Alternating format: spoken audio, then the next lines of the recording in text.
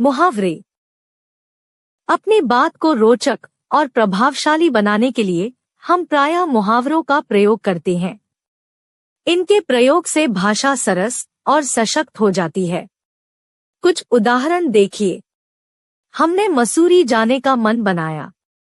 वहां की घुड़सवारी में घोड़ा हवा से बातें करने लगा। सामने की खाई देखकर हमारे प्राण सूख गए।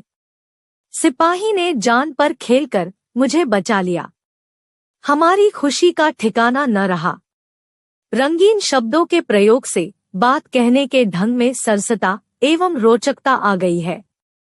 रंगीन अंश मुहावरे हैं। समझो। मुहावरा वाक्य का अंग बनकर आता है, स्वतंत्र रूप से नहीं। जैसे पेट काटना का सीधा अर्थ प्रकट नहीं होता, पर वाक्य में मैंने अपना पेट काटकर लड़के को पढ़ाया के प्रयोग से अर्थ में स्पष्टता आ जाती है। मुहावरे के अंत में क्रियापद अवश्य होता है, जैसे हाथ मलना, नाक कटाना।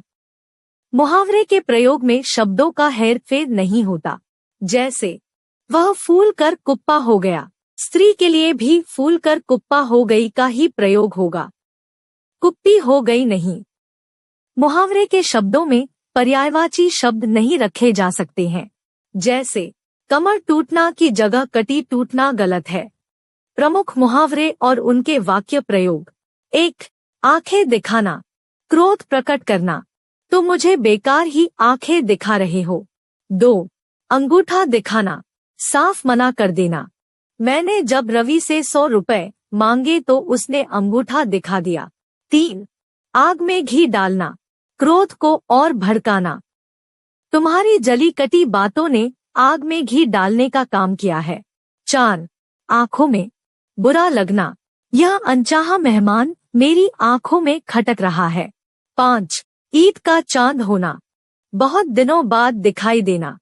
अरे मित्र, तुम तो ईद का चांद हो गए हो, कहाँ रहते हो। 6. कमर कसना, पूरी तरह से तैयार होना। हमने परीक्षा के लिए पूरी तरह से कमर कस ली है। 7. कान भरना, चुगली करना। तुम मेरे विरुद्ध अध्यापक के कान भरते रहते हो। 8. खून खौलना, अत्यंत क्रोध करना। तुम्हारी जली कटी बातें सुनकर मेरा खून खौलने लगता है। 9. गुड़ गोबर करना, काम बिगाड़ देना। वर्षा के आने से समारोह का गुड़ गोबर हो गया। 10. छक्के छुड़ाना, बुरी तरह हराना। हमारी सेना ने दुश्मन के छक्के छुड़ा दिए। 11. टेढ़ी खीर होना, कठिन काम। परीक्षा में प्रथम आना टेढ़ी खीर है। 12. जी चुराना, काम से बचना। तुम घर के कामों से जी चुराते फिरते हो। 13. नाक में दम करना, बहुत तंग करना। इन शरारती लड़कों ने सबकी नाक में दम कर रखा है। हमने पढ़ा और समझा। मुहावरा वाक्य का अंग बनकर आता है, स्वतंत्र रूप से नहीं। मुहावरे के प्रयोग से भाषा सुंदर और प्रभावशाली बनती है।